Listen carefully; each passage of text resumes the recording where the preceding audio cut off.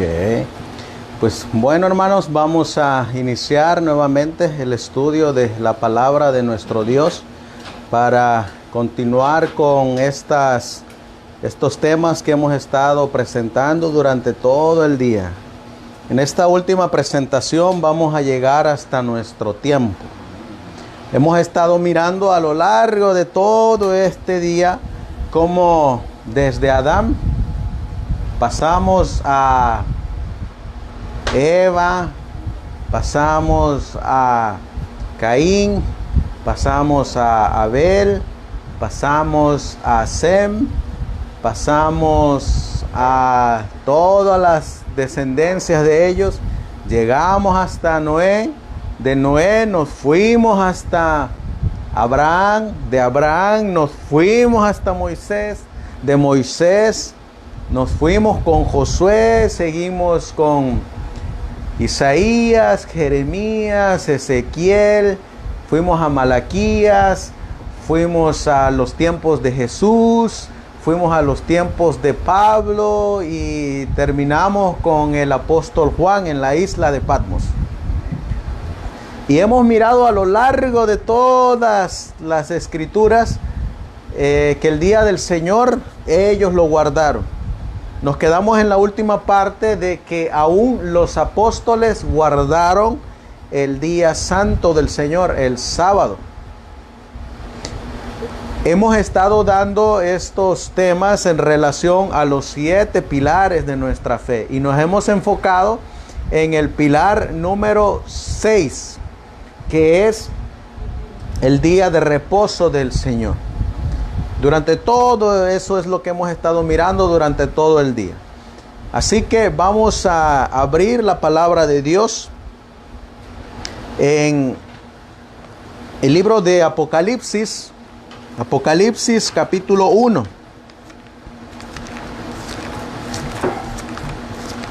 Y vamos a mirar que Juan nos va a relatar que él estaba en el día del Señor cuando va a recibir esta visión.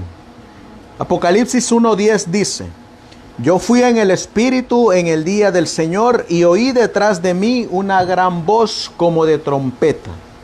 ¿En qué día estaba el discípulo Juan? Estaba en el sábado. De acuerdo a los eruditos, se nos enseña que el libro de Apocalipsis se escribió alrededor del año 96 después de Cristo. Año 96 después de Cristo. Eso quiere decir que de la muerte del Señor Jesucristo hasta el año 96 todavía Juan está relatando que él está en el día del Señor.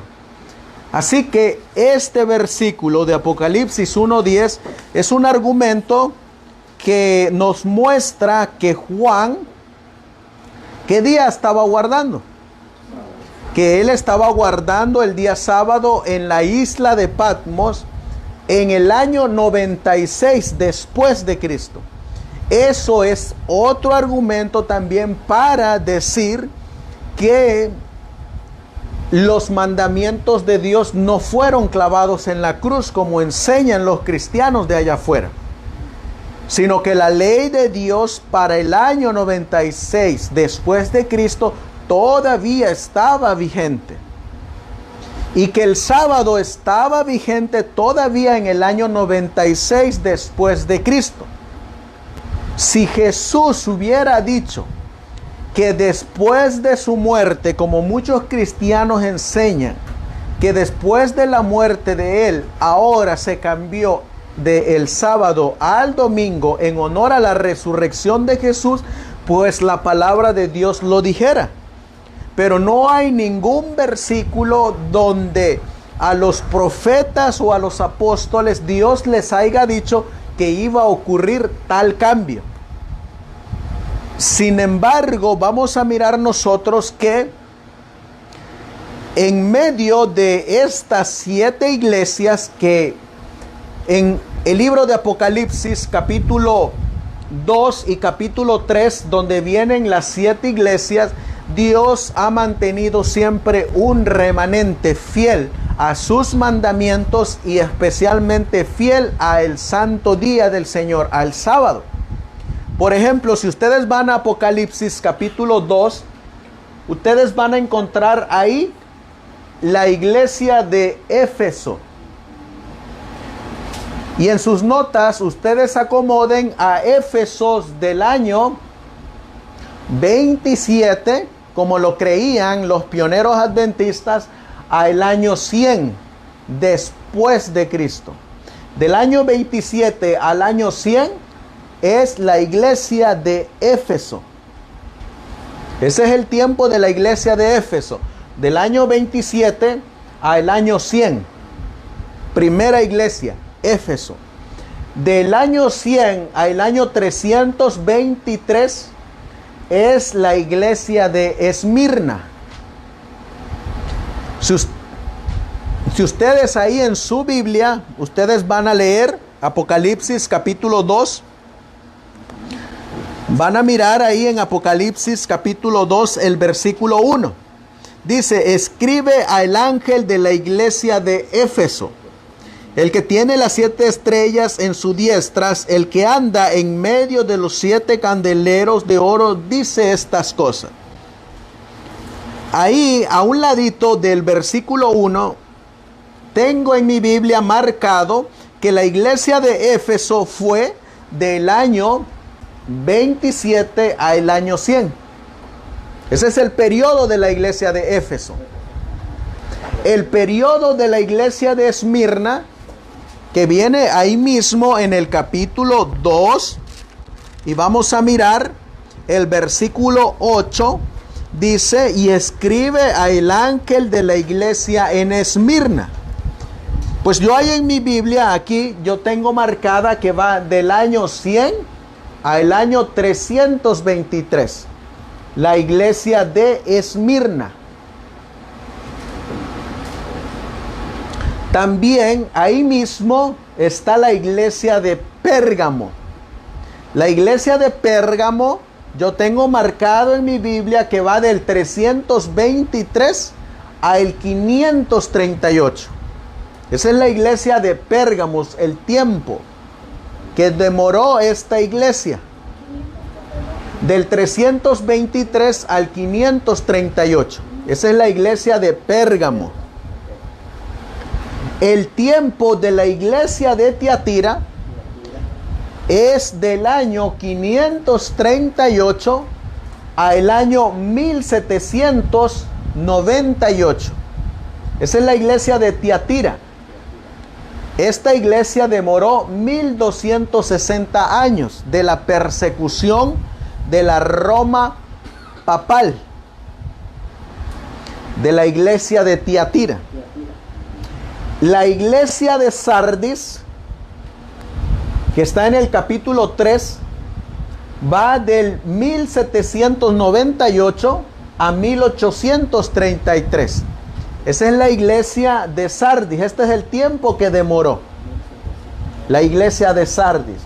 La iglesia de Filadelfia, que está en el capítulo 3, va del 1833 a 1844.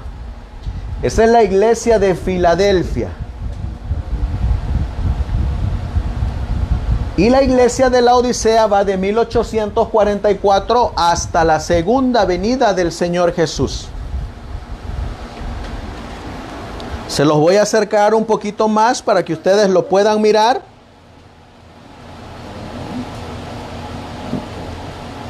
Ahí lo alcanzan a mirar. Ahí sí ya lo miran mejor. Aquí está Éfeso, del 27 después de Cristo al año 100. Esmirna, del año 100 al 323. Son 223 años que demoró la iglesia de Esmirna. La iglesia de Pérgamo va del año 323 al 538. Esa demoró 215 años.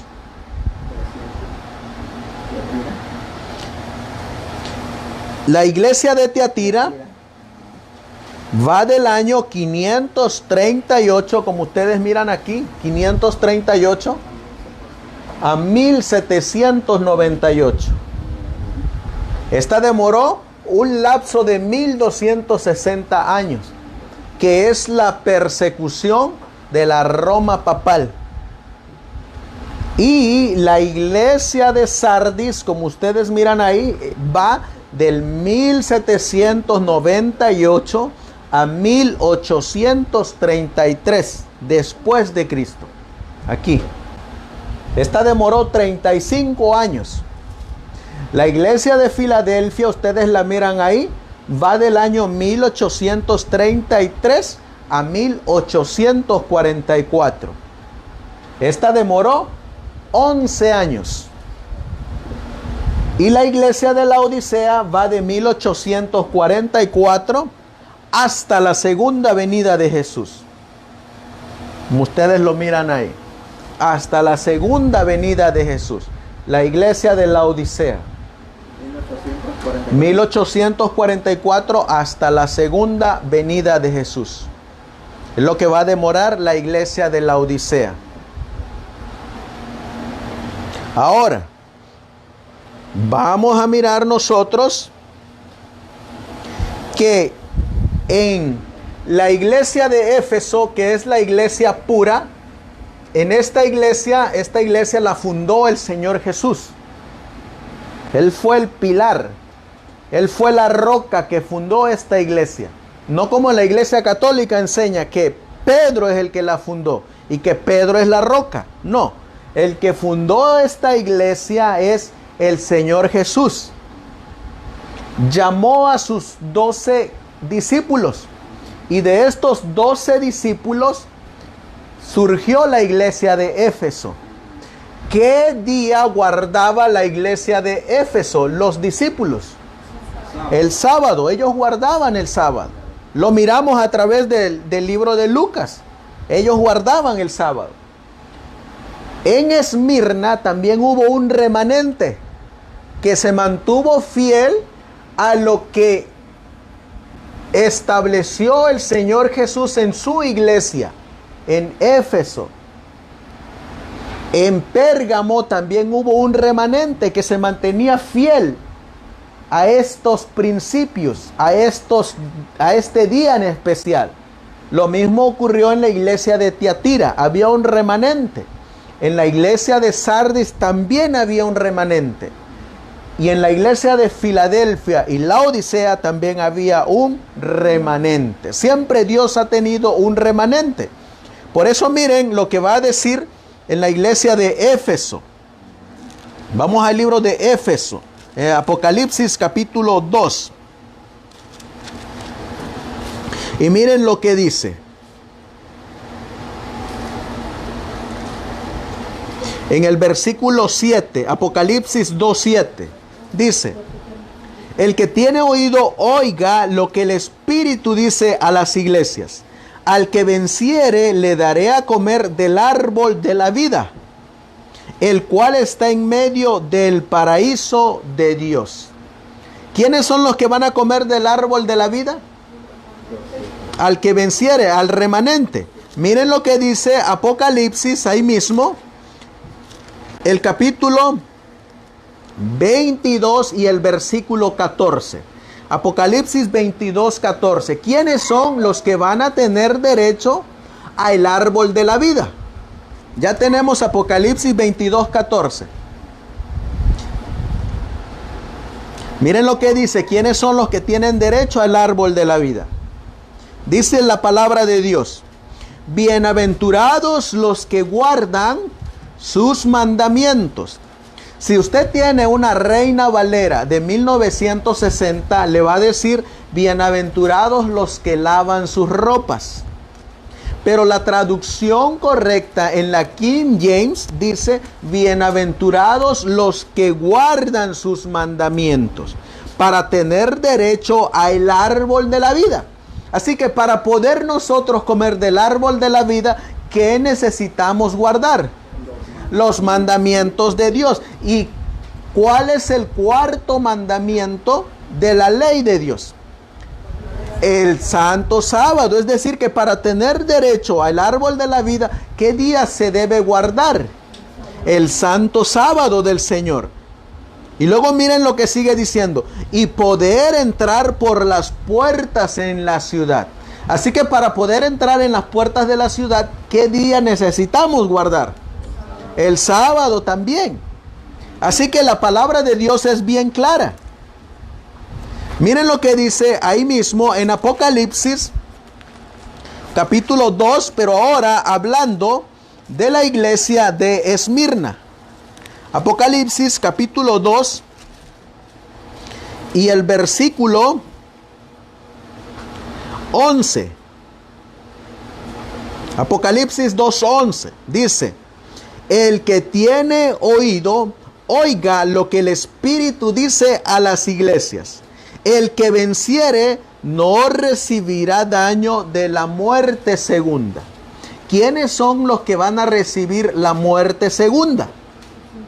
Los impíos. Miren lo que dice ahí en Apocalipsis capítulo 20. Apocalipsis capítulo 20.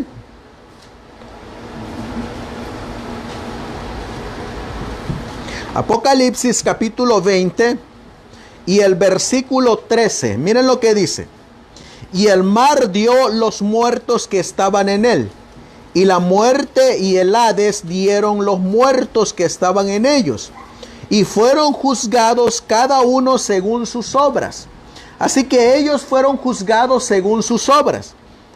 Pero ¿saben cuál es la norma del juicio de acuerdo al apóstol Pablo?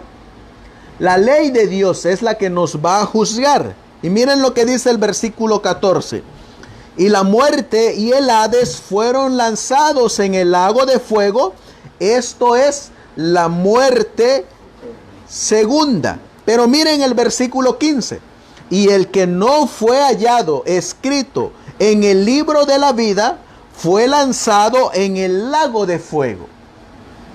Así que ¿quiénes son los que van a ser lanzados en el lago de fuego? Los que sus nombres no estén en el libro de la vida. ¿Y quiénes son los que no van a permanecer sus nombres en el libro de la vida?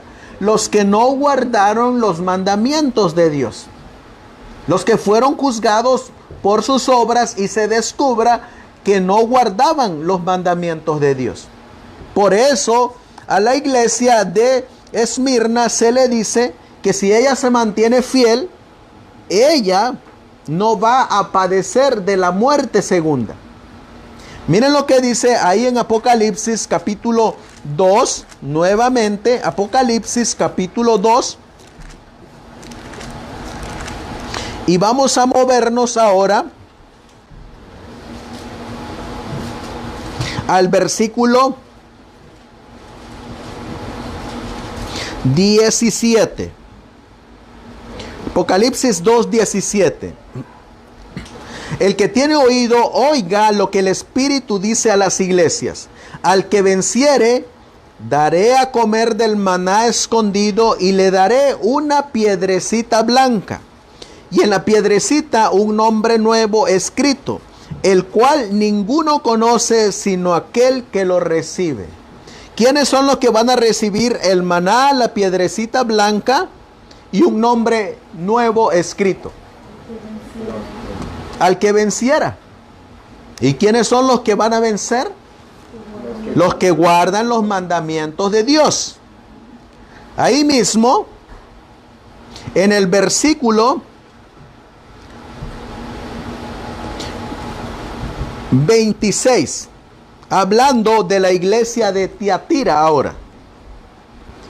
Hablando de la iglesia de Tiatira dice: y al que venciere y guardare mis obras hasta el fin, yo le daré potestad sobre las naciones, y las regirá con vara de hierro, y serán quebradas como vaso de alfarero, como también yo he recibido de mi Padre. Y le daré la estrella de la mañana. El que tiene oído, oiga lo que el Espíritu dice a las iglesias. A la iglesia de Sardis, en el capítulo 3 y el versículo 5, ahora habla de la iglesia de Sardis. Ya estamos aquí en 1798 y 1833, la iglesia de Sardis. Dice, Apocalipsis 3:5, el que venciere será vestido de vestiduras blancas, y no borraré su nombre del libro de la vida, y confesaré su nombre delante de mi Padre y delante de sus ángeles. El que tiene oído, oiga lo que el Espíritu dice a las iglesias. Ahí, ¿a quién le está hablando? Al remanente que va a guardar los mandamientos de Dios y va a tener el sábado, el día del Señor. En Filadelfia, de igual manera. A Filadelfia también, en el capítulo 3 y el versículo 10. Miren lo que dice. Apocalipsis 3:10.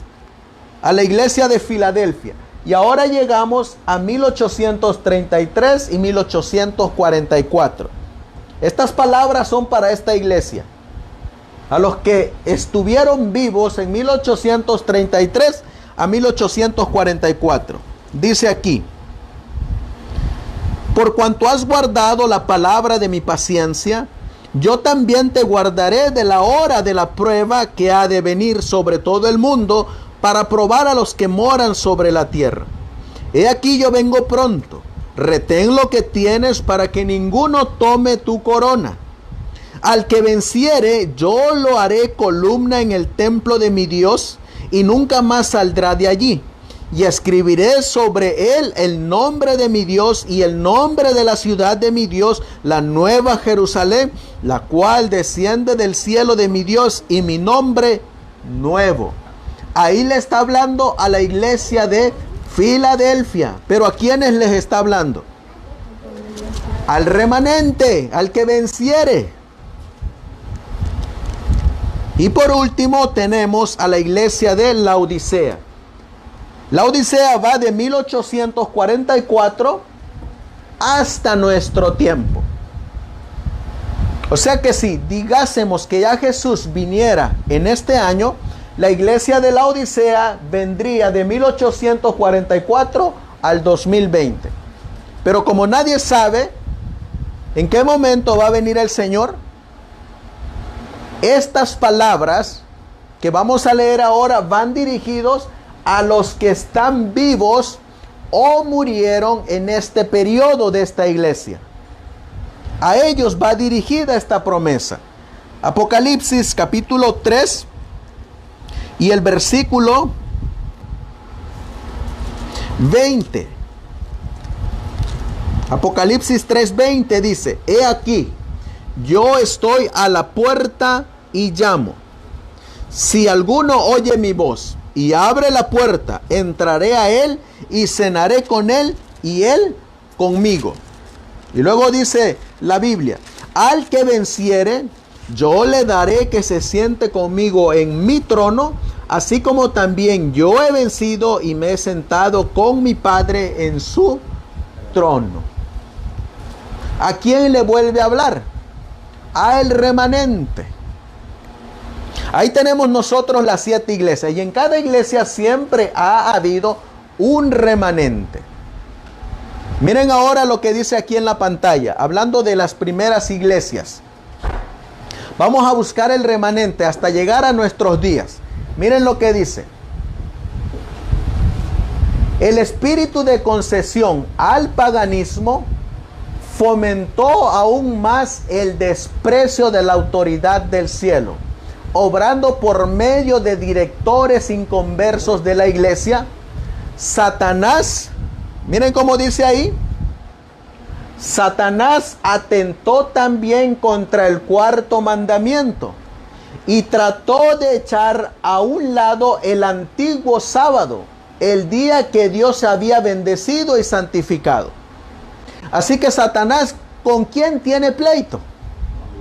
Con Dios. ¿Y por medio de qué día ataca Satanás a Dios?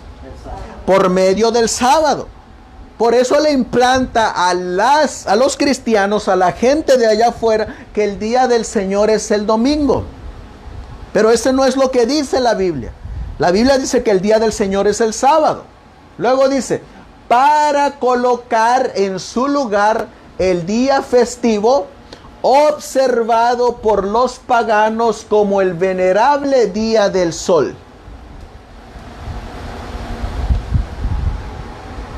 ¿Cómo dirían ustedes día del sol en inglés? Sunday, que es día del sol, que es el día domingo. Eso es lo que se traduciría al inglés, Sunday, día del sol. Y es lo que en la actualidad el cristianismo le llama como el día del Señor. Pero el día del sol no es el día del Señor. El día del Señor, como leímos desde Génesis y ahora estamos en Apocalipsis, hemos mirado que el día del Señor es el sábado del cuarto mandamiento. Este intento no se hizo al principio abiertamente.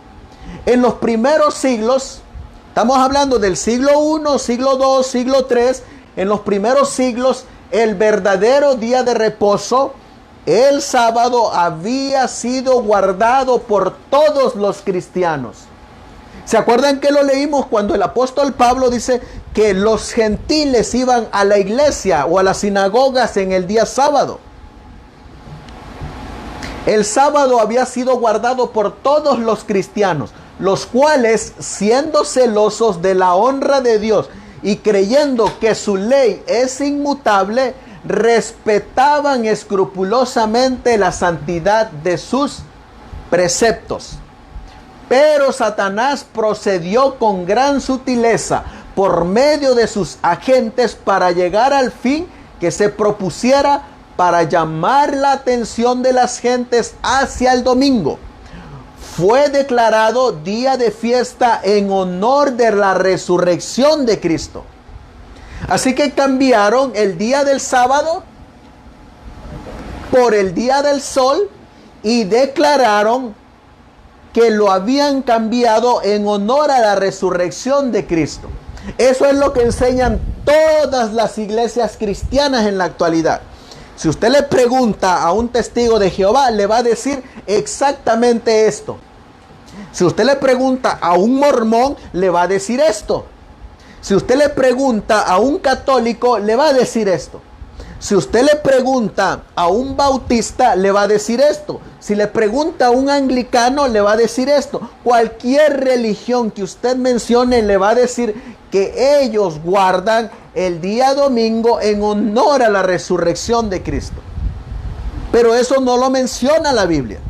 No hay una declaración con un escrito está donde diga que Jesús lo dijo, o que los profetas lo dijeron, o que los apóstoles lo dijeron. No hay tal declaración. Por más que los cristianos en la actualidad busquen pretextos y busquen excusas para defender su día del sol, su día domingo, no van a encontrar ningún versículo que diga que el domingo es el día del Señor. No la hay. ¿Quién fue? ¿Obra de quién es? Obra de Satanás, del mismo diablo, quien ha tenido siempre desde el cielo pleito con Dios. Y ahora está atacando al remanente por medio de ese día. Miren lo que sigue diciendo. Se celebraban servicios religiosos en ese día. No obstante, se lo consideraba como día de recreo y seguía guardándose piadosamente el sábado. Es decir, que hubo un tiempo en los primeros siglos que se guardaban los dos días, tanto el sábado como el domingo. Pero dice que poco a poquito se fue metiendo hasta cambiarse de sábado a domingo como día del Señor. Miren lo que sigue diciendo. Al principio del siglo IV, ya estamos ahora en el siglo IV. ¿Qué año sería el siglo IV, hermano José?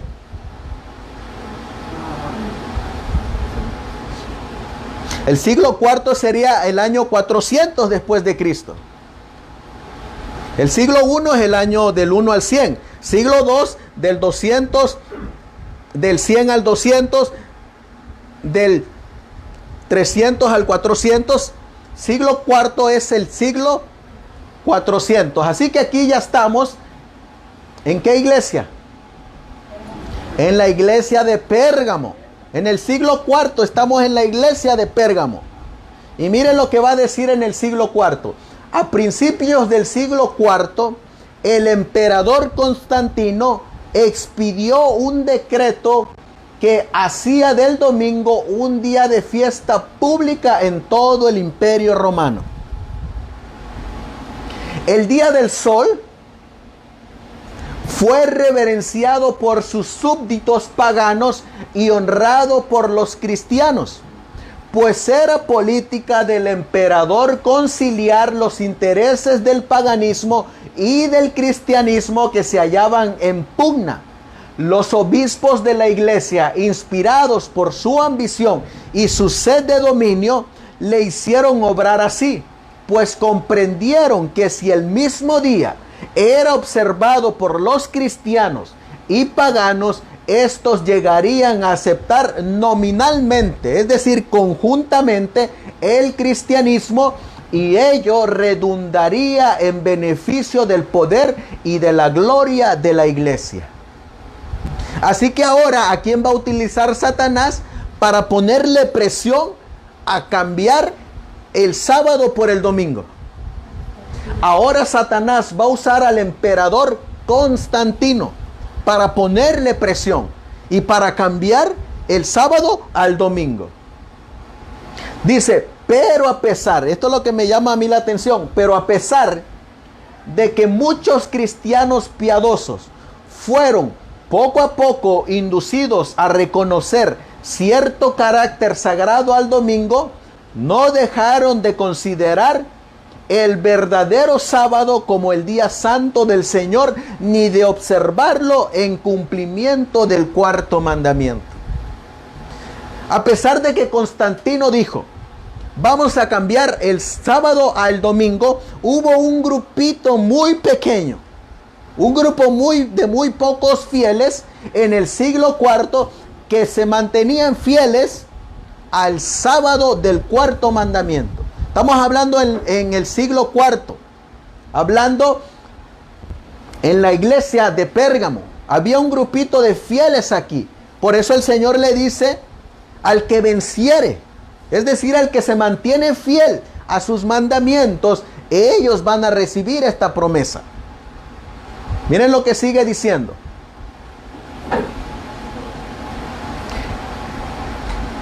Dice aquí, en Gran Bretaña, el cristianismo primitivo había echado raíces desde muy temprano.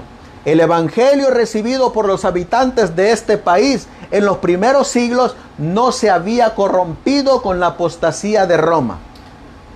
La persecución de los emperadores paganos, que se extendió aún hasta aquellas remotas playas, fue el único don que las primeras iglesias de Gran Bretaña recibieron de Roma.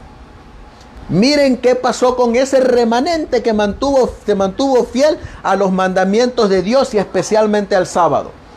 Muchos de los cristianos que huían de la persecución en Inglaterra, es decir, que a estos cristianos, por guardar el sábado, por guardar la ley de Dios, tanto los emperadores como Roma los perseguía a fin de matarlos. Pero el remanente, ese remanente fiel, dice que por causa de la persecución hallaron refugio. Dice, muchos de los cristianos que huían de la persecución en Inglaterra hallaron refugio en Escocia. De allí la verdad fue llevada a Irlanda, y a todos esos países fue recibida con gozo. Así que ahora, cuando viene la persecución, ¿qué se lleva junto con la persecución? La fe. Se lleva uno la fe, se lleva uno el mensaje, se lleva uno el evangelio. Es decir, cuando la persecución nos hace que corramos, que huyamos y llegamos a otro país o a otro lugar, ¿de qué creen ustedes que vamos a hablar en ese otro país o en ese otro lugar? De nuestra fe. Y cuando lleguemos, digásemos, salimos huyendo de los Estados Unidos y nos vamos a otro país, ¿qué día ustedes van a guardar cuando lleguen a otro país? El sábado. ¿Y qué están llevando de un país a otro país? La verdad del sábado, la verdad del día del Señor. Pues eso es lo que les estaba ocurriendo a los cristianos de esta época. Que a pesar de que los estaban persiguiendo, estaban llevando su fe con ellos también. Digásemos como por ejemplo, aquí tenemos a nuestro hermano Lío, su familia, su esposa, su niña. Pero cuando él salió de allá, del país de Guatemala, él salió sin este conocimiento, sin esta luz. Pero ahora que él conoció esta luz, que él conoció la ley de Dios, cuando él regrese a su país, ¿qué creen ustedes que se va a llevar con él? Se va a llevar su fe, se va a llevar la observancia de los mandamientos y la observancia del sábado. Así que él ya no regresa solo. Él ya regresa con una fe de la verdadera obediencia a Dios. Pues eso es lo que les estaba pasando a estos cristianos, que a pesar de que los perseguían, ellos iban regando la semilla del día del Señor a donde ellos llegaban.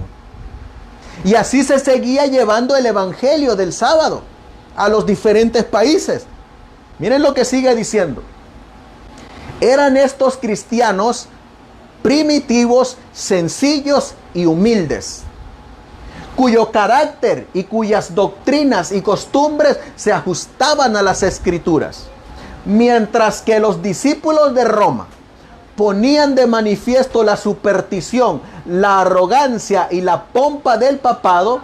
En los países que estaban fuera de la jurisdicción de Roma, existieron por muchos siglos grupos de cristianos que permanecieron casi enteramente libres de la corrupción papal. Rodeados por el paganismo, con el transcurso de años fueron afectados por sus errores. No obstante, siguieron considerando la Biblia como la única regla de fe y adhiriéndose a muchas de sus verdades. Creían estos cristianos en el carácter perpetuo de la ley de Dios. Observaban el sábado del cuarto mandamiento. Hubo en el África Central y entre los armenios de Asia iglesias que mantuvieron esta fe y esta observancia. ¿Se dan cuenta cómo el sábado, a través de toda la historia, siempre ha habido un grupito que guarda los mandamientos de Dios? Por ejemplo, nuestra hermana Mora, que está aquí, que apenas se bautizó, ¿dónde es que ella conoció el sábado? Ella lo conoció aquí, pero a ella la invitaron a un grupito de estudio donde unos hermanos sencillos y humildes se sentaban alrededor de una mesa en casa de la hermana Aure, en casa de la hermana Mari, y escudriñaban las escrituras y se apegaban a lo que estaba escrito. Y así fue como ella conoció la luz del sábado, la luz de los mandamientos de Dios. No la conoció en una gran catedral, no la conoció en una gran mega iglesia. La conoció en la sencillez y en la humildad de estudio de la palabra de Dios en un lugar, en una casa como esta.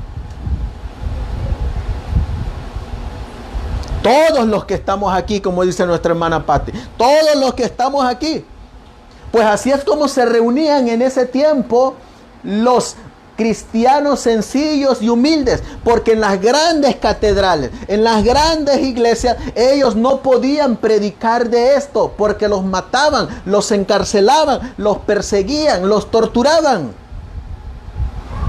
Ahora miren lo que sigue diciendo. Un ejemplo sorprendente de la política de Roma contra los que no concuerdan con ella se encuentra en la larga y sangrienta persecución. Y aquí aparece un grupo muy conocido. En la larga y sangrienta persecución de los valdenses, algunos de los cuales observaban el sábado. Así que los valdenses, ¿qué día observaban? El sábado. Ahorita vamos a mirar de dónde venían los valdenses. Otros sufrieron de modo parecido por su fidelidad al cuarto mandamiento. Los valdenses, los albigenses, los hugonotes, ellos guardaban el sábado de Jehová, el cuarto mandamiento. Pero todo eso está ocurriendo allá, en Europa, en el primer mundo. Sigue diciendo, la historia de las iglesias de Etiopía, Abisinia, es especialmente significativa. En medio de las tinieblas de la Edad Media. Ahora, ¿a qué iglesia nos lleva? A la iglesia de Tiatira, en la Edad Media. Se percibió de vista a los cristianos del África Central, quienes olvidados del mundo gozaron de plena libertad en el ejercicio de su fe. Pero al fin, Roma descubrió su existencia y el emperador de Abisinia fue pronto inducido a reconocer al Papa como vicario de Cristo. Esto fue principio de otras concesiones. Se proclamó un edicto que prohibía la observancia del sábado bajo las penas más severas. Así que ahora el Papa va a tomar poder del Estado, del emperador, para perseguir a los que guardan el sábado. Eso es el resultado de lo que trae la unión de la iglesia con el Estado. Persecución. Miren lo que sigue diciendo. Los valdenses se contaron entre los primeros de todos los pueblos de Europa que poseyeron una traducción de las Santas Escrituras. Centenares de años antes de la Reforma tenían ya la Biblia, manuscrita en su propio idioma. Tenían pues la verdad sin adulteración, y esto los hizo objeto especial del odio y de la persecución. Declaraban que la iglesia de Roma, miren lo que declaraban los valdenses. Y esto es lo que la iglesia hoy en día no quiere declarar. El día de ayer estaba yo ahí argumentando con uno que está ahí en la página, y él argumentaba que el obispo de Roma no es el anticristo. Y yo le ponía todas las citas ahí donde dice que el obispo de Roma es llamado el anticristo. Pues los valdenses, como miramos aquí, en la época de Tiatira, por eso los perseguían. Porque los valdenses declaraban que la iglesia de Roma era la Babilonia apóstata del Apocalipsis. ¿Y cómo le llama la Biblia a la iglesia de Roma? En Apocalipsis 17. Le llama la gran ramera, la prostituta. Imagínense cómo se sentiría que a su iglesia le digan que es la ramera, la prostituta. Por eso es que los papistas se enfurecían contra los valdenses, porque ellos declaraban la verdad. Por eso todo aquel que declare la verdad no espere otra cosa más que pura persecución. Persecución. Y miren lo que sigue diciendo. Y con peligro de sus vidas, los valdenses se oponían a su influencia y principios corruptores. Aunque bajo la presión de una larga persecución, algunos sacrificaron su fe e hicieron poco a poco concesiones con principios distintivos. Otros se aferraron a la verdad. Durante siglos de oscuridad y apostasía, hubo valdenses que negaron la supremacía de Roma, que rechazaron como idolátrico el culto a las imágenes y que guardaron el verdadero día de reposo. Muchos cristianos solamente se quedan aquí. Ellos dicen, el papado es Babilonia, y rechazan el culto a las imágenes, pero ya no llegan hasta aquí. Ya no dicen que el sábado es el cuarto mandamiento y que está vigente. Por eso el Señor nos ha mandado a dar el mensaje del tercer ángel. Si alguno adora a la bestia y a su imagen, él beberá del vino de la ira de Dios. Dice aquí, conservaron su fe en medio de la más violenta y tempestuosa oposición, aunque degollados por la espada de Saboya y quemados en la hoguera romanista, defendieron con firmeza la palabra de Dios y su honor. ¿Qué preferían ellos?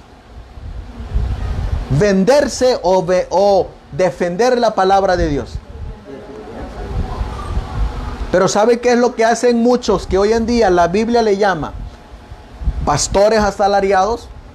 Ellos prefieren venderse antes de defender la palabra de Dios. Miren lo que sigue ocurriendo. Tras los elevados baluartes de sus montañas, ¿dónde vivían los valdenses? ¿Y se acuerdan dónde vivían al principio los primeros observadores del sábado? En las montañas. Así que ¿dónde van a terminar los últimos observadores del sábado? En las montañas. ¿Cómo van a terminar esos observadores del sábado? Aquí lo va a decir. Tras los elevados baluartes de sus montañas, refugio de los perseguidos y oprimidos en todas las edades, hallaron los valdenses seguro escondite. Allí se mantuvo encendida la luz de la verdad en medio de la oscuridad de la Edad Media. Allí los testigos de la verdad conservaron por 1000 años la antigua fe. Así que ¿dónde estaba guardado el sábado? Durante esa persecución de los 1260 años. Estaba guardado allá en las montañas.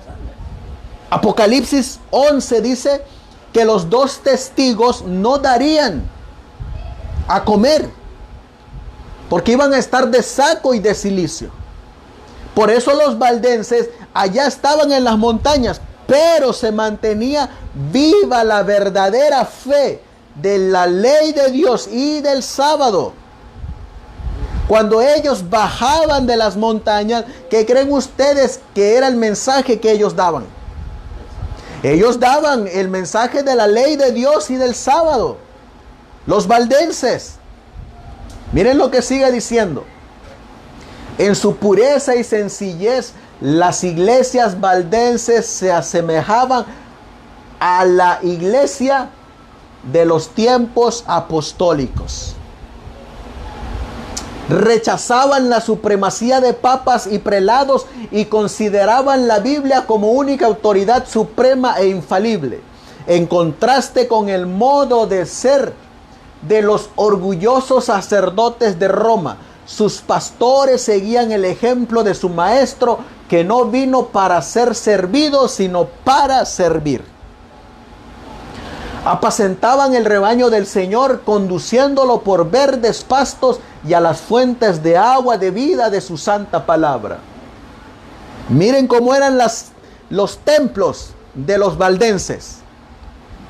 Alejado de los monumentos, de la pompa y de la vanidad de los hombres, el pueblo se reunía no en soberbios templos, ni en suntuosas catedrales, sino, miren cómo eran los templos de ellos, porque esos van a ser los templos del remanente que va a quedar al final del tiempo. Miren, sino a la sombra de los montes, en los valles de los Alpes, o en tiempo de peligro en sitios peñascosos semejantes a fortalezas, para escuchar las palabras de verdad de los labios de los siervos de Cristo. Así que, ¿cómo eran los templos de los valdenses? Era al aire libre, ahí debajo del árbol, al lado de una roca, a las orillas de un peñasco. Esos eran sus templos. Pero ¿saben qué es lo que dicen en la actualidad los cristianos? Que si no van a los templos, pues ellos no están yendo a la iglesia. Y ellos piden en la actualidad, los cristianos modernos quieren tener templos majestuosos. Se gastan millones de dólares para construir un templo, que cuando caigan las plagas ahí se van a perder.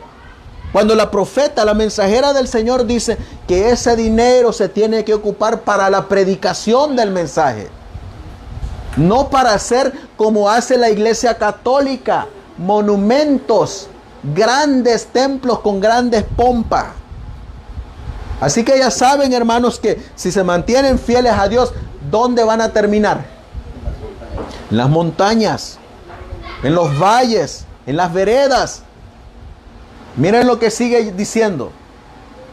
Los pastores no solo predicaban el evangelio, sino que visitaban a los enfermos, catequizaban a los niños, amonestaban a los que andaban extraviados y trabajaban para resolver las disputas y promover la armonía y el amor fraternal.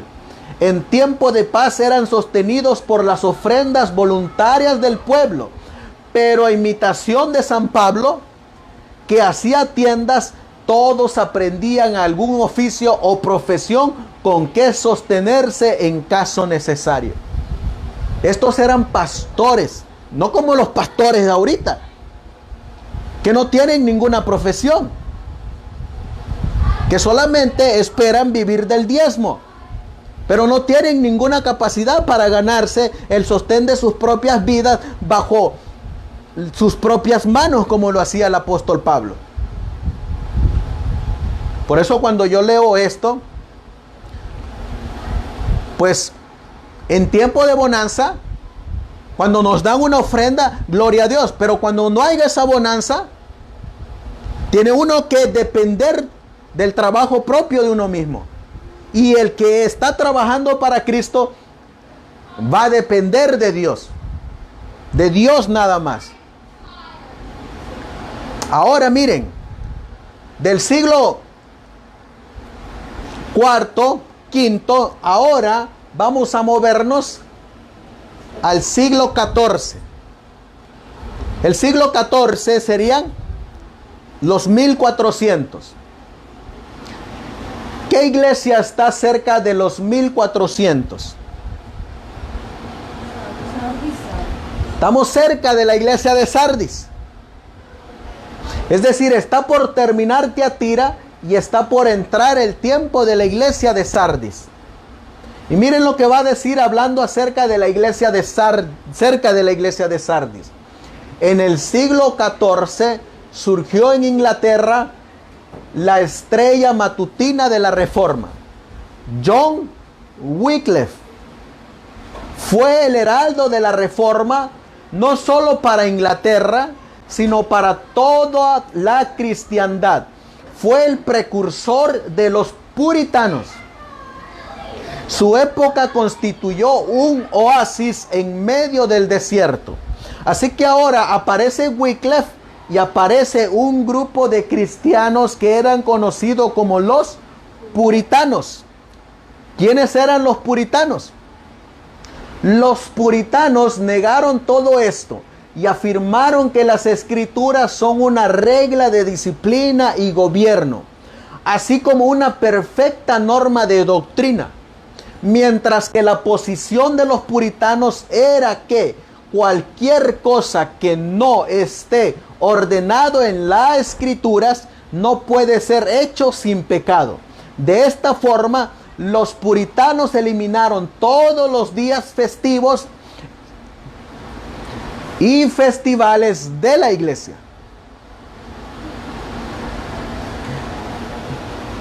Sobre pelis, hábitos, ceremonias, declararon a los episcopales de estar con la levadura y superstición papista y la sujeción a ordenanzas de hombres, porque ellos retenían estas. Así que los puritanos no estaban de acuerdo con los papistas o con la iglesia católica. Como una prueba para convencer a los puritanos de que la iglesia tenía la libertad en tales cosas como esta, los episcopales produjeron el hecho de que la observancia del domingo, miren lo que dicen la iglesia católica,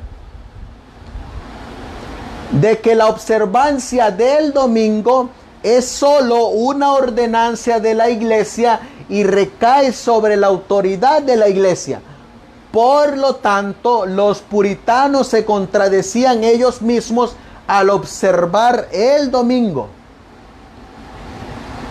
Los puritanos decían solo la escritura y solo la Biblia. Pero cuando los papistas les presentaban que el domingo es instituido por la iglesia y que no aparece en la Biblia, se contradecían ellos mismos. Es lo mismo que le ocurre a los cristianos en la actualidad. Porque los cristianos en la actualidad que no guardan el sábado, ellos dicen, nosotros guardamos solo la Biblia, solo la Escritura. Pero resulta que la Biblia enseña desde el Génesis hasta el Apocalipsis que el día del Señor es el sábado. Pero cuando ellos dicen, nosotros solo tomamos las Escrituras y ellos observan el domingo, guardan el domingo, ellos se están contradiciendo porque no están de acuerdo a la Biblia. Y eso era lo mismo que le ocurría a los puritanos. Algunos, dice aquí,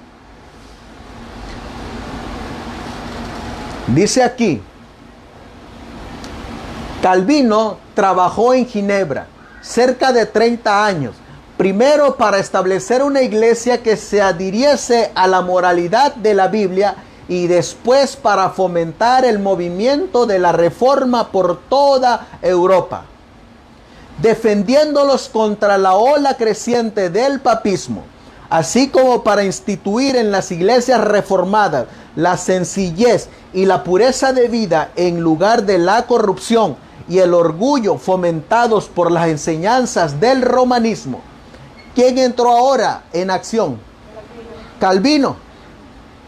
¿Y Calvino qué estaba buscando? Reformar la iglesia. De Ginebra salían publicaciones y maestros que esparcían las doctrinas reformadas. Y a ella acudían los perseguidos de todas partes, en busca de instrucción y de consejo y de aliento. La ciudad de Calvino se convirtió en refugio para los reformadores que en toda la Europa occidental eran objeto de persecución. Seguían persiguiendo a los cristianos.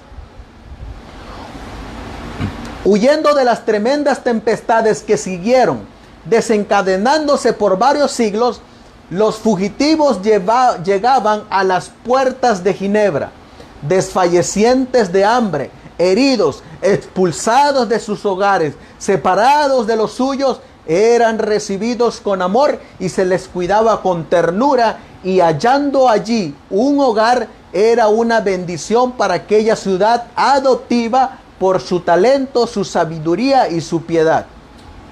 Miren a dónde llegaron. Muchos de los que se refugiaron allí regresaron a sus propias tierras para combatir la tiranía de Roma. Otro reformador, Knox, el valiente reformador de Escocia, no poco de los puritanos ingleses, los protestantes de Holanda y de España y los hugonotes de Francia llevaron de Ginebra la antorcha de la verdad con que desvanecer las tinieblas en sus propios países. Así que, ¿qué se está regando por toda Europa? El mensaje. A principios del siglo XVII, ya estamos en 1700, el monarca que acababa de subir al trono de Inglaterra declaró que estaba resuelto a hacer que los puritanos se conformaran o de lo contrario que fueran expulsados del país o tratados todavía peor. Así que, ¿a quién les estaban haciendo la guerra? A los puritanos. ¿Por qué? Porque querían observar la verdad. Miren cómo trataban a los puritanos, a los valdenses, a los albigenses, a los hugonotes, acechados, perseguidos, apresados. No esperaban mejores días para lo porvenir y muchos se convencieron de que para los que deseaban servir a Dios, según el dictado de su conciencia, Inglaterra había dejado de ser lugar habitable. Así que decidieron irse de Inglaterra. Algunos decidieron refugiarse en Holanda. A fin de lograrlo, tuvieron que sufrir pérdidas, cárceles y mil dificultades. Sus planes eran frustrados y ellos entregados en mano de sus enemigos. Pero al fin triunfó su firme perseverancia y encontraron refugio en las playas hospitalarias de la República Holandesa. De Inglaterra, ¿a dónde se fueron? A Holanda. ¿Y de Holanda a dónde se fueron? Vamos a mirar que llegaron hasta la tierra de América. Dice, en cuanto se vieron obligados a separarse de la iglesia anglicana, los puritanos se unieron en solemne pacto como pueblo libre del Señor para andar juntos en todos sus caminos que les había hecho conocer o en los que Él les notificase. En esto se manifestaba el verdadero espíritu de la Reforma, el principio esencial del protestantismo. Con ese fin partieron los peregrinos de Holanda en busca de un hogar en el Nuevo Mundo. Así que de Holanda se vinieron a los Estados Unidos. Y de Europa, ¿qué se trajeron de allá? Se trajeron la palabra de Dios. ¿Pero qué traían en su corazón? Traían los mandamientos de Dios. Y dentro de ellos venían observadores del sábado. Así que el sábado, de estar allá en Inglaterra, en Holanda, en Escocia, y por 1000 años haber estado guardado en las montañas, ahora Dios dice, el sábado y la ley de Dios tienen que ser trasladados a este nuevo mundo, a los Estados Unidos de Norteamérica. ¿Dónde conocieron ustedes el sábado? Aquí en los Estados Unidos de Norteamérica. Miren lo que va a seguir diciendo. Siglo tras siglo, la sangre de los santos había sido derramada.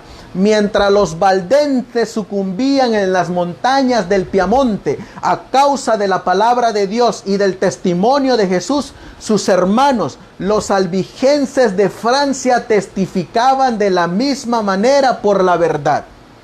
En los días de la Reforma, los discípulos de esta habían sucumbido en medio de horribles tormentos. Reyes y nobles, mujeres de elevada alcurnia, delicadas doncellas, la flor innata de la nación, se habían recreado viendo las agonías de los mártires de Jesús.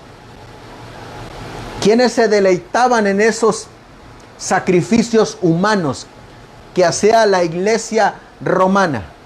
Los ricos. Dice, los valientes hugonotes, en su lucha por los derechos más sagrados al corazón humano, habían derramado su sangre en muchos y crudos combates. Los protestantes eran considerados como fuera de la ley. Sus cabezas eran puestas a precio y se les cazaba como a fieras. ¿Saben cómo nos consideran? Nos van a considerar a nosotros, y algunos nos consideran así por reunirnos en sábado, que estamos fuera de la ley. ¿Qué es lo que dijo el estado de California? Que no nos reuniéramos. Cerraron los templos, cerraron las casas, y muchos así lo hicieron. Pero ¿cómo se ha mantenido este grupo que está aquí? Unidos, guardando sábado tras sábado el santo día del Señor. Hemos ido de casa en casa. Nuestros hermanos que están allá en Los Ángeles, desde que comenzó toda esta pandemia, no han parado de cerrar las puertas de la iglesia, se han mantenido abiertas. ¿Y saben cómo los considera el Estado? Como fuera de la ley. Pero al estar abriendo nuestras puertas, al estar observando el sábado, al estar confesando públicamente que aquí estamos de pie, observando el día del Señor, ¿qué estamos testificando? La verdad de que el sábado está vigente. Así eran los valdenses. Ellos testificaban en las montañas que eran observadores del sábado, observadores de los mandamientos de Dios. Miren cómo le llama los testimonios: la iglesia del desierto, es decir, los pocos descendientes de los antiguos cristianos que aún quedaban en Francia en el siglo XVIII, ya estamos en los 1800, escondidos en las montañas del sur, seguían apegados a la fe de sus padres. Cuando se arriesgaban a congregarse en las faldas de los montes o en los páramos solitarios, eran cazados por los soldados y arrastrados a las galeras, donde llevaban una vida de esclavos hasta su muerte. Imagínense todo lo que ellos sufrieron para que a nosotros nos llegara esta verdad. Sigue diciendo: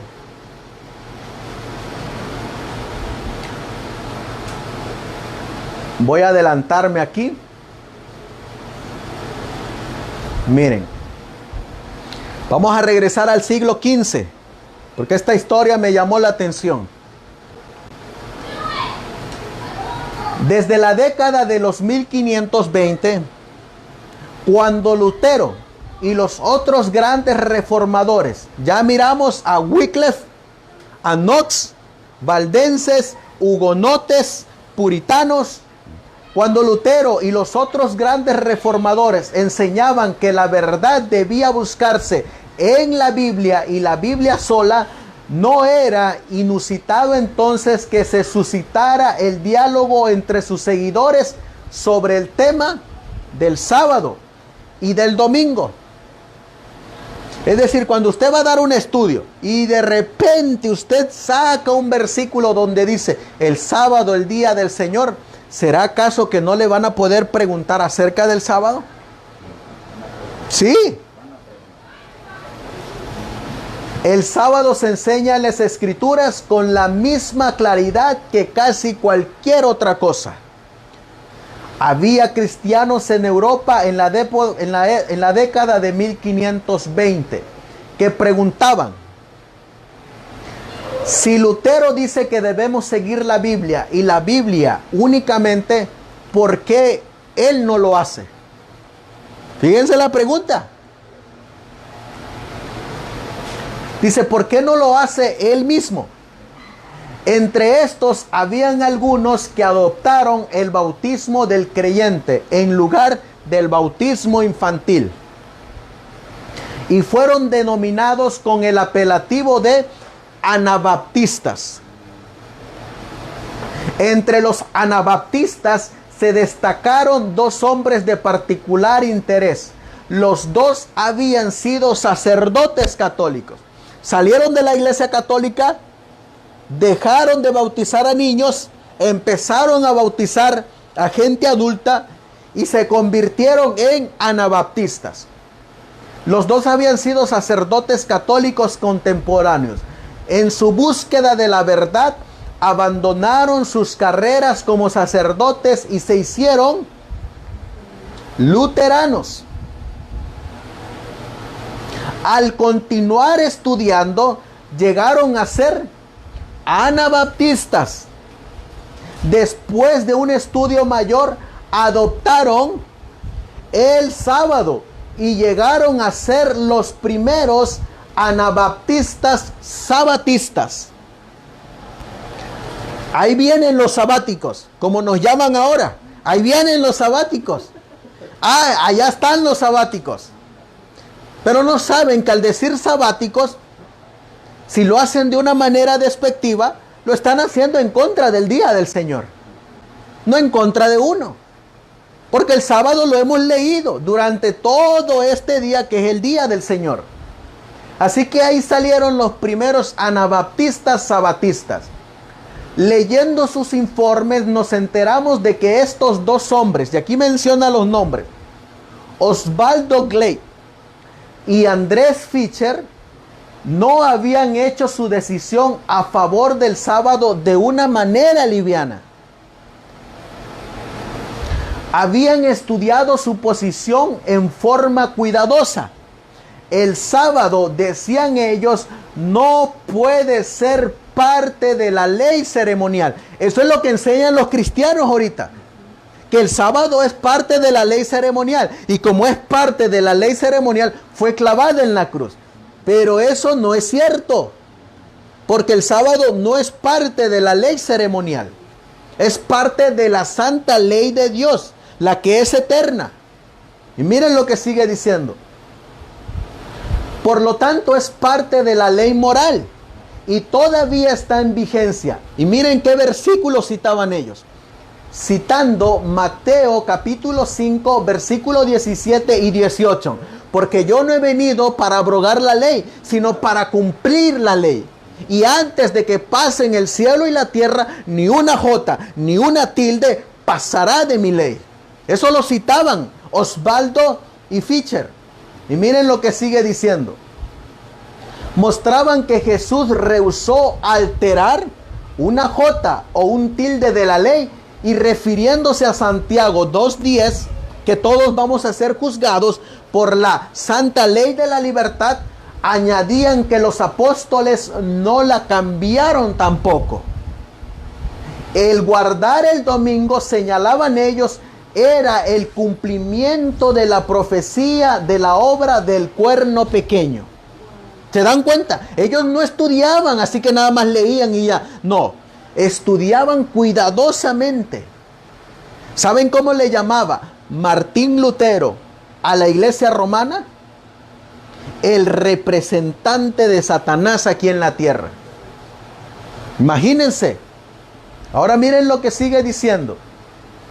En 1529, Andrés Fischer y su esposa fueron sentenciados a muerte por guardar el sábado. Ella por ahogamiento y él en la horca. Ella fue ahogada, pero su esposo, cuando lo iban a colgar, cayó al suelo y escapó. Pero no para siempre. Desgraciadamente, en 1539 fue aprehendido por los soldados de un caballero, arrastrado a su castillo y arrojado desde lo alto de un muro. ¿Por qué? Por guardar el santo día del Señor, el sábado. Y ahora resulta que hoy en día, los que decimos que somos observadores del sábado, pues no queremos sufrir penurias. No queremos sufrir. Pero estos hombres sufrían grandemente. Hoy en día los observadores del sábado no quieren testificar de su día. Y miren todo lo que estos hombres sufrieron. Miren al otro hombre. Osvaldo Glade sobrevivió muchas aventuras mientras viajaba por Europa Central para animar a los fieles y hacer nuevos observadores del sábado. En 1545 fue capturado. Después de 1 año y 6 meses de prisión, fue despertado a medianoche por el paso de los soldados en el pasillo. Se abrió la puerta de su celda. A la luz brillante de las antorchas leyó la horrenda crueldad en sus rostros y adivinó su muerte inminente. Decir que cuando le abrieron la celda, él sabía lo que venían los soldados. Lo miró en el rostro. Dijeron, estos me van a matar. Ya vienen a matarme. Fue conducido por la ciudad silenciosa hasta las márgenes del Danubio, atado de pies y manos y arrojado al río. Cuando los soldados escucharon el chapoteo del agua al contacto de su cuerpo, pocos se imaginaron que la verdad por la cual él daba su vida viviría por siglos en Alemania. Así que el testimonio de él, ¿a dónde llegó? A Alemania. Recibiría nueva luz en Gran Bretaña. Sería llevado a las colonias norteamericanas.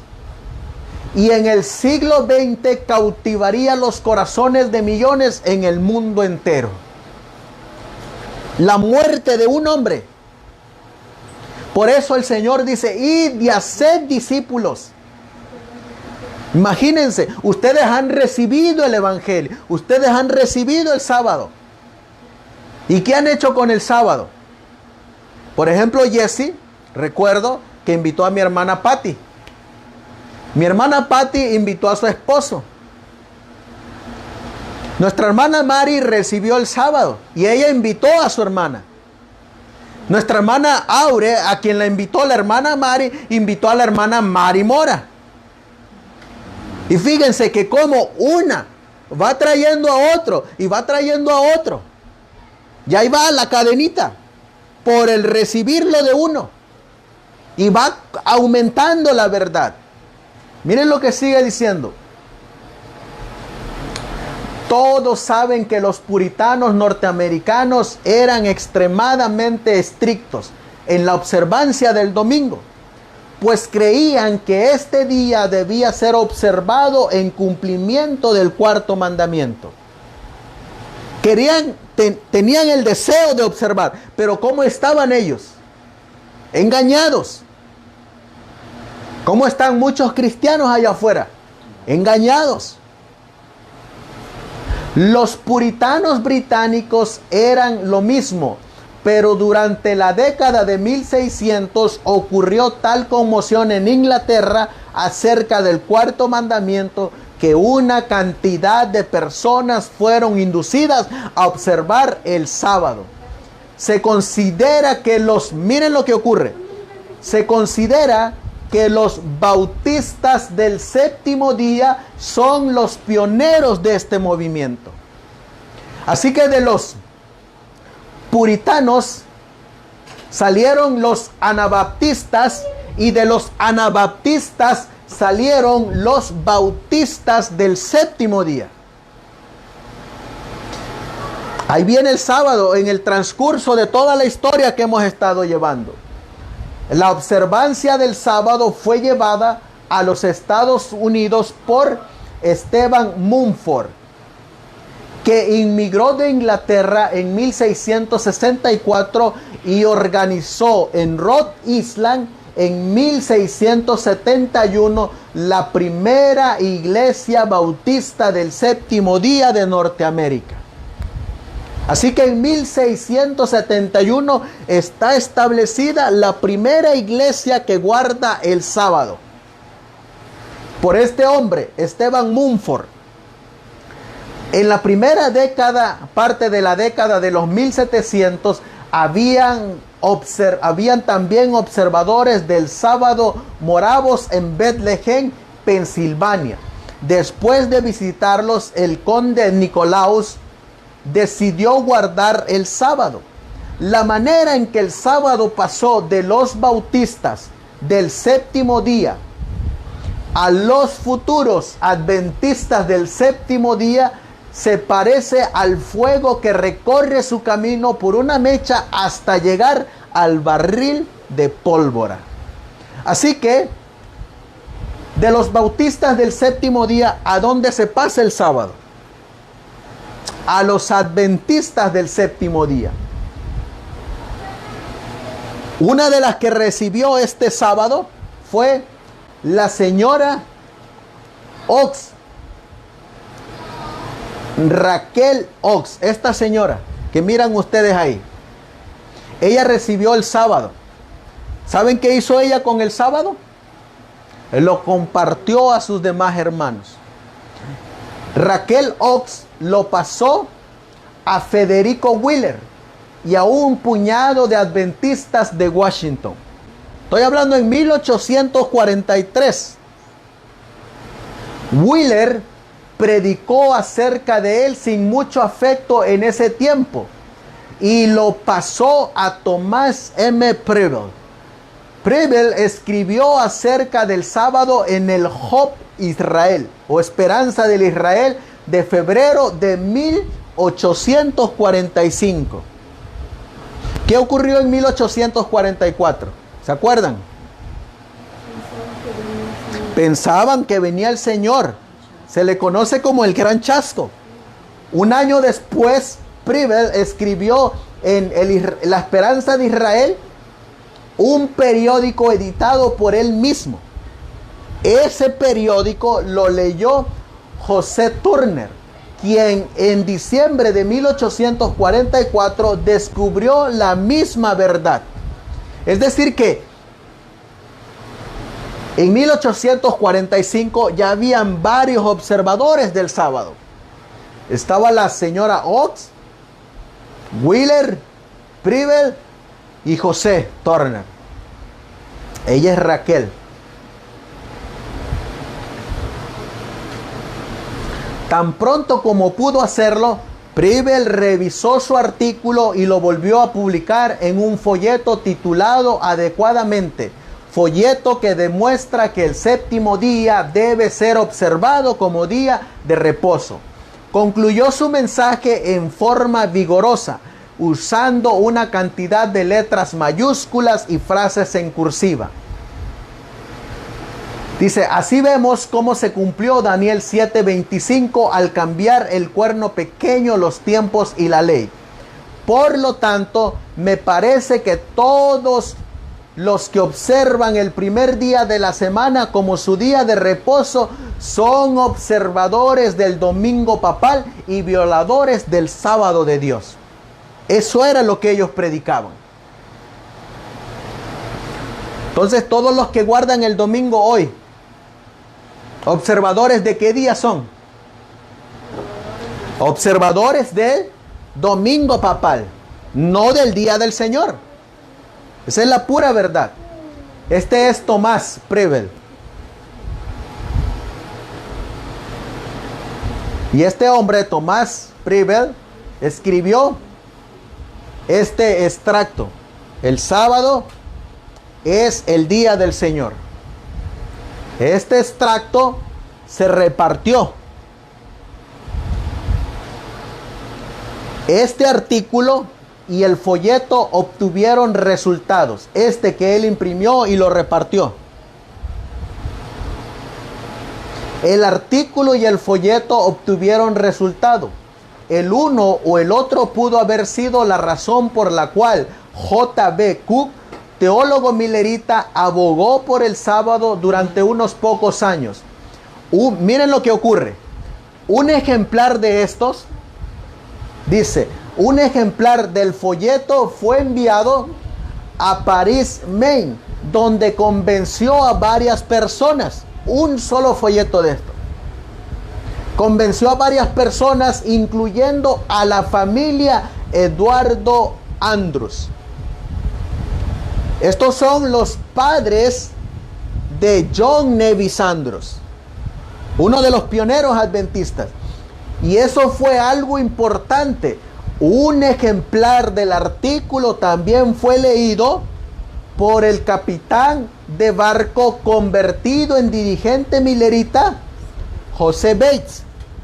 Mediante su intervención, la mecha empezó a arder. Bates era un hombre de acción. Inmediatamente abandonó todo lo que estaba haciendo y se puso a estudiar la Biblia. Recorrió el camino de, este es Edward y Sarah Andrews. Este es el papá, este es la mamá y este es John Nevis Andrews. Dios utilizó a este pastor para que descubrieran que el sábado comienza a la puesta de sol y termina a la puesta de sol. Él llegó por medio del estudio de la palabra que así se observa el santo día del Señor. Dice aquí, recorrió el camino millas en coche, tirado por caballos, José Bates, por ferrocarril y a pie, tal vez enteramente a pie hasta Hillsboro, para encontrarse con Federico Wheeler.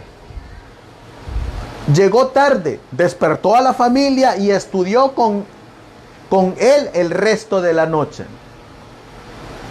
El hijo de Wheeler, Jorge Wheeler, contaba lo que pasó esa noche por el resto de su vida. A la mañana siguiente, esto es lo que cuenta el hijo, Bates y Wheeler fueron a Washington y bajo una arboleda de arces hablaron acerca del sábado además del domingo. Había también otros observadores del sábado alemanes en varias partes de la colonia. ¿Saben qué hizo José Bates y Federico Wheeler? Todo lo que hicimos nosotros hoy, el día de hoy. Eso es lo que ellos hicieron. Comenzaron en Génesis y ¿saben dónde terminaron? En Apocalipsis. Y eso es lo que hemos hecho nosotros. Hemos comenzado en la mañana con Génesis, capítulo 2, versículo 1 al 3, y hemos concluido con Apocalipsis para demostrar que el día del Señor está vigente. José Bates acepta el sábado. José Bates se lo pasa a su esposa Prudencia Bates. José Bates ahora se lo pasa a Frederick Wheeler. Y luego dice, Bates, el devoto capitán observador del domingo, pasó a ser el observador del sábado y adventista más devoto. Y como hemos visto, fue un folleto que escribió en 1846 titulado El reposo del séptimo día, una señal perpetua, lo que ganó a Jaime y Elena de White, así como a muchas familias y a los amigos. Un folleto de él.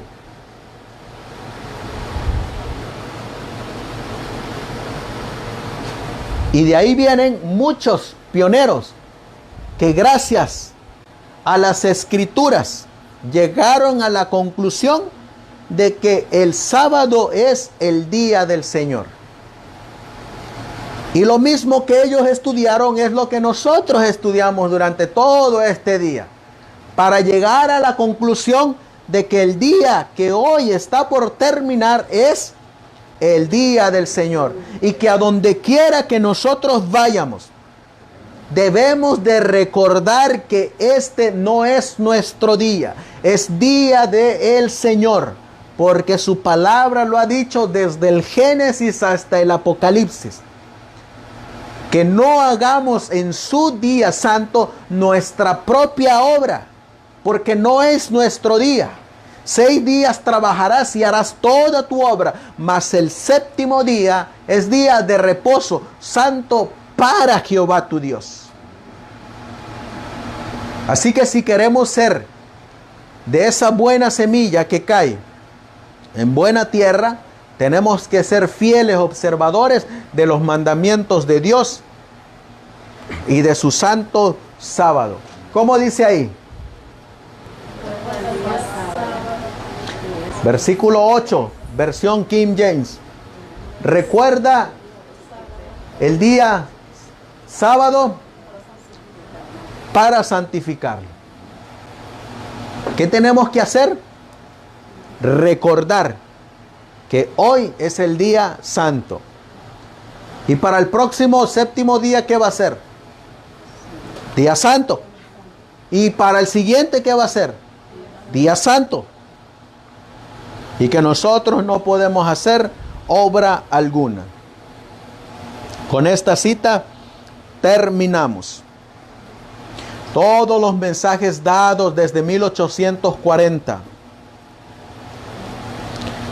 deben ser vigorizados ahora. ¿Cuándo? Ahora. Porque hay muchas personas que han perdido el rumbo. Hay muchos que no saben lo que ha costado que el sábado nos llegara a nosotros.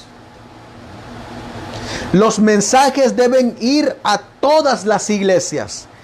Cristo dijo, pero bienaventurados vuestros ojos porque ven y vuestros oídos porque oyen. Porque de cierto os digo que muchos profetas y justos desearon ver lo que veis y no lo vieron, y oír lo que oís y no lo oyeron. Bienaventurados los ojos que vieron las cosas que fueron vistas en 1843 y 1844. El mensaje fue dado y no debe haber demora alguna en repetir el mensaje, porque las señales de los tiempos se están cumpliendo. La obra final debe ser hecha. Una gran obra será hecha en poco tiempo. Un mensaje será dado pronto por designio de Dios, que se acrecentará convirtiéndose en un fuerte pregón. Entonces Daniel permanecerá en pie en su porción para dar su testimonio. Démosle gracias a Dios de que nosotros somos parte de ese remanente, que guardamos sus mandamientos y tenemos el santo sábado. Gracias a Dios que la semana pasada nuestras hermanas decidieron hacer ese pacto con el Señor, sellando sus vidas para que de aquí en adelante, como dijo el apóstol Pablo, ya sea que vivamos o ya sea que muramos, lo hagamos para la honra y gloria de Dios. Y como siempre, guardando y enseñando su santa y bendita ley. Vamos a ponernos de rodillas, hermanos, y vamos a darle gracias a nuestro Dios.